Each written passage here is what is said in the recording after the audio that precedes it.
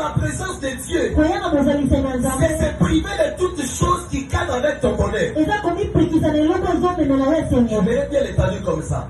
C'est-à-dire se priver de toutes choses qui cadrent avec ton propre bonheur.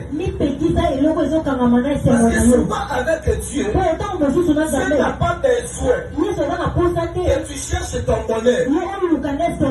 Dieu veut que tu cherches son bonheur à lui. Alléluia. Dieu cherche que tu cherches son bonheur. Dieu ne cherche pas des gens qui fournissent les efforts pour réussir ce qu'il veut. Dieu cherche des gens qui fournissent des efforts pour réussir ce que Dieu fait dans sa vie.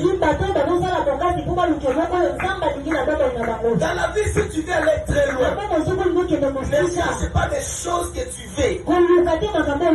Ne cherche pas des choses que toi tu as besoin. Il faut plutôt chercher des choses qui te font. Alléluia. Amen. Amen. Amen. Allez plus loin. Moi je prophétise que ce soit que la main de Dieu s'élève devant toi. La main de Dieu, je parle de Dieu lui-même. Que Dieu s'élève devant toi afin qu'il te rende justice. Pour toi, personne n'a même les ambassadeurs. C'est toi de comprendre très bien. Alléluia, la justice de Dieu. La clé d'ouverture, c'est se soumettre devant la présence de Dieu. Amen, amen. C'est soumettre devant la présence de Dieu. On dit soumettez-vous devant Dieu, mais résistez au diable. Alléluia. Et le diable fuira loin de vous. Amen, amen. Alors, il y a des personnes qui ont fait l'inverse. Amen. Amen. Et ils se soumettent au diable et ils résistent à Dieu. Alléluia. Amen. Tu aimes résister à Dieu et se soumettre au diable. Vous voyez qu'on nous a demandé de jeûner 40 jours ici. En réalité, on devait se soumettre devant Dieu. C'est les recommandations que Dieu nous a données. Voilà comment est-ce que toi tu manges tous les jours. Alléluia. Voilà pourquoi dans ces 40 jours, après que si tu es juste devant Dieu, que Dieu te justifie. Alléluia. Si tu es juste devant Dieu et devant les hommes, que Dieu te justifie aussi devant sa présence et devant les hommes. Amen, amen. Alléluia. Je parle à quelqu'un. Amen. Dis avec moi la présence de Dieu. La présence de Dieu. Bien le même dans le Seigneur. La présence de Dieu est un facteur, est une nature qui permet alors de changer son identité sur la terre. Donc, la terre que nous possédons ici, ce qui permet alors de triompher, ça commence par le changement de ta nature. Alléluia. Amen. Ça commence par le changement de ta nature. Pour dominer sur la terre, il faut que tu changes ta nature. Il faut lever la nature pécheresse pour avoir une nature divine. Voilà pourquoi Jacques dit ceci. Pour ne pas se soumettre au diable, tu dois enlever la nature pécheresse. Le ténèbre, ce n'est pas toujours le manque d'argent. Le ténèbre, ce n'est pas toujours la condamnation du diable. Tu veux savoir aussi les ténèbres. Les ténèbres, c'est aussi la vie de l'impudicité. Le ténèbre, c'est aussi la vie de critique. Le ténèbre, c'est aussi la vie de critiquer des gens derrière le dos. Le ténèbre, c'est aussi l'envie. Le ténèbre, c'est aussi empoisonner quelqu'un. Le ténèbre, c'est aussi la jalousie. Tu veux entrer dans la lumière. Tu viens dans les 40 jours. Tu as besoin du soleil levant. Quand le soleil s'élève, le premier ténèbre que tu dois te quitter, c'est la nature du péché. Alléluia. C'est qui va comprendre très bien. C'est bon que Dieu venu pour que Dieu te visite. Mais laisse-moi ce soir te dire. Aime la présence de Dieu. En ayant de Dieu, tu ne peux pas vivre une vie meilleure. Alléluia. Est-ce que tu aimes la présence de Dieu? Amen, amen. Est-ce que tu aimes la présence de Dieu? Si je te pose la question, pourquoi tu es là dans ces 40 jours de prière?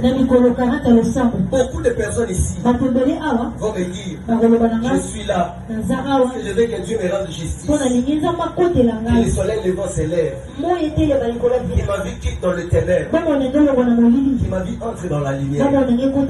C'est vrai, il faut que ta vie quitte dans le ténèbre, que tu entres dans la lumière. Maintenant je te pose la question, de quelle ténèbre tu parles? De quelle lumière que tu parles? C'est-à-dire que la plupart des personnes qui sont ici, ils parlent du ténèbre de célibat. Alléluia. Ils parlent du ténèbre de manque de voyage. Il parle du ténèbre de manque d'emploi. Il parle du ténèbre de manque de santé. Je vais te dire quelque chose. Il y a aussi un autre ténèbre. Quand la présence de Dieu n'est pas avec toi, la présence de Dieu c'est la lumière. Quand la lumière n'est pas avec toi, certainement tu vas dans les ténèbres. Mais tu es masturbateur. Alléluia. Dieu est pénal au bout de la dame, c'est la moulou. C'est la moulou. Justice, la moulou, la gaba saba. La moulou, la saba, sont aussi ceux qui dans la douche. Alléluia. Nous avons la douche 3 heures du temps. Et on se la nuit. Amen, amen. Papa. Dans mon affaire, on se souvient sur la côté de ce qui n'est pas oh. Tout la baille, au moins on a la parcelle, on a besoin de sorte ce qui est dimanche, on dit côté la gamfa dans la douche, on y est à côté, il est. Tu vois, normal, mon corps vous sous, ah, toi sur la bouée, à fond moi, il a eu. Mon corps sous ça va les comme un mot, moi, à partir de l'eau, ça va les comme un mot. Alléluia. Et pour ça, on a l'église, on a l'aise, on a battu le stationnaire, les vents, l'igné, ténèbre, l'eau, on a vu d'ailleurs aussi maman, mango, oh, yo, ça, la douche, on a fait mal l'eau, petit, on a. Alléluia. Si on a, on a passé à l'église, parce qu'on dit que par une prière, nous, quand à l'église, pour la prière, c'est pour dire que était, dans la serre, on a eu le serre, on a eu le serre, on a posé, on a ténèbre, on a laissé la lame.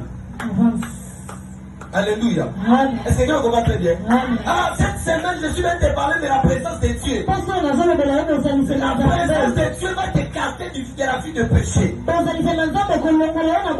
veux te mettre dans le Seigneur. Tu veux te vivre une vie de l'envie. Que tu ne veux pas voir quelqu'un avancer. Tu ne veux pas voir quelqu'un acheter quelque chose. Tu vois quelqu'un dans son bonheur. Quelqu'un commence à trembler. Seulement la voix. Tu ne peux jamais applaudir sur le témoignage de quelqu'un d'autre.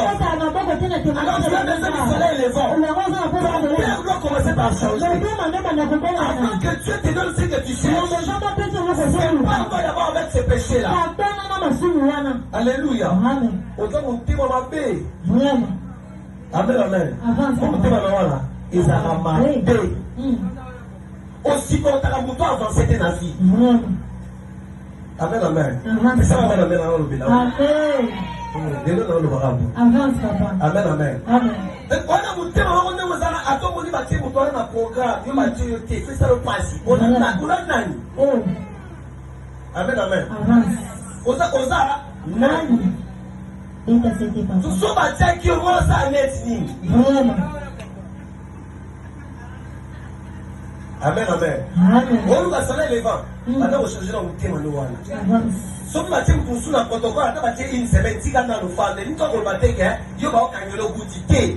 Ce qui va tuer, tu vas au mettre. Et là, tu sous ma femme, dans la Gaël, ou à 17 ans. Na micro si ma moté. Mazaka na coupe Gaël.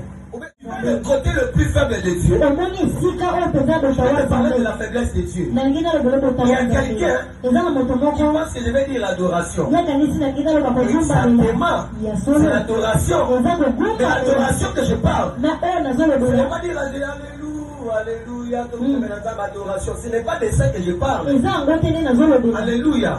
C'est toi qui appelles tout l'adoration. À chaque fois que ça soit adoration.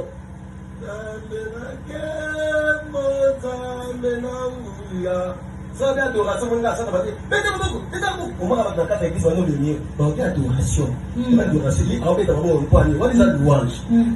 Amen, amen.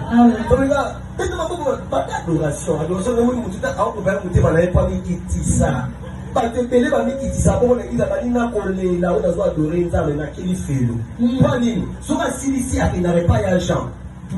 Soit si tu connais qu'il n'est pas un genre, soit si c'est pour toi qui est là, alors à bonne à la tati. Soit qui vous tombe en préparer mariage, vous demandez comment il est tout. Il y a un sujet de prière d'ailleurs sur la reçu mon soir comment préparer mon âme naïe. Mais pour le examen comment on parle, même la prière sur Nicolas il y a comme mariage. Ça me parle. Ça me garde à Jésus qui est. C'est tout qui m'a maman là vous douter. Celui qui m'a maman là on dit que là il tape mon collègue on lui dit ça il on les gars on dit ça. Celui qui n'a pas toi là on tient on lui dit on pour là. Amen, amen. Oui, tu as ton temps. Cherche la présence de Dieu. Tu as besoin de faire Dieu ton ami. Alléluia. Quand on cherche l'amitié avec le Saint-Esprit, ce n'est pas pour nous délivrer de notre malheur. La première des choses qui va te pousser à chercher Dieu, c'est pour séduire le cœur de Dieu. Alléluia. C'est pour séduire le cœur de Dieu. J'ai envie de parler à quelqu'un.